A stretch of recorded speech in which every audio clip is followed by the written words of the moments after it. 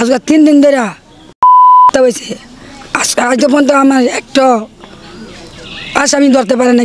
আমি প্রশাসনের কাছে আমি বক্তব্য জানাই, দ্রুতভাবে আমার ছেলের বিচারটা যেন হয়, দ্রুতভাবে আমার ছেলের অ্যারেস্ট করায়। হুমকি দিয়ে মাকসুদ হুমকি দিতেছে আমার ভাতিজারে। আগুন দিয়ে পুড়ে লাগবে। আমার একটা দোকান আছে, আমি দোকান চালাই। হ্যাঁ, আমার এই দোকানটা ভাঙ্গা চুরা লাগবো, পুরা লাগবো, হুমকি দেয়।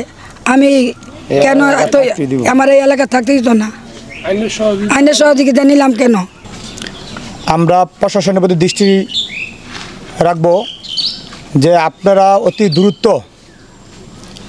অতি দ্রুত এই হত্যাকাণ্ডের সুষ্ঠু তদন্ত করে আসামিদের আইনের আওতায় আনেন, আইনের আওতায় আইনে তাদের দৃষ্টান্তমূলক শাস্তির ব্যবস্থা করেন, নয়তোবা আইনের প্রতি মানুষ শ্রদ্ধা হারাবে।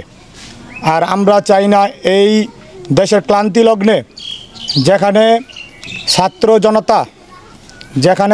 জনতার জীবন বিসর্জন দিয়ে আমরা পরবর্তীতে 5ই তারিখ আমরা এই দেশ স্বাধীন করতে পেরেছি।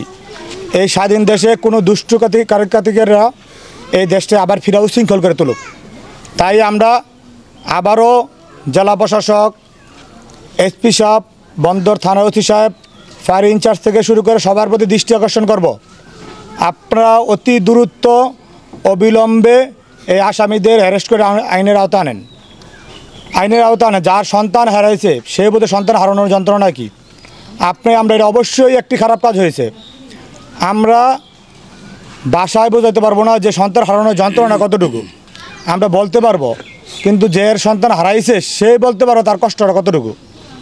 আমরা কিন্তু সেই কষ্টের ভাগ শেয়ার করতে পারবো, কিন্তু তার কষ্টটা নিতে পারবো না। তাই প্রশাসনের প্রতি আবারও দৃষ্টি আকর্ষণ করছি, আপনারা অতিবিলম্বে সুষ্ঠু তদন্তের মধ্যে এই আসামিদের অ্যারেস্ট করে আইনের হাতে সোপর্দ করুন। এমনি বাইরে থেকে যদি কোনো হুমকি ধমকি আসে আমাদের জানাবেন, আমরা এটার ব্যাপারে সুষ্ঠু ব্যবস্থা নিব এবং খুব দ্রুত ব্যবস্থা নিব, যাতে প্রশাসন এগুলো নিয়ে বা এলাকার হুমকি ধমকি বা কেউ না করতে পারে।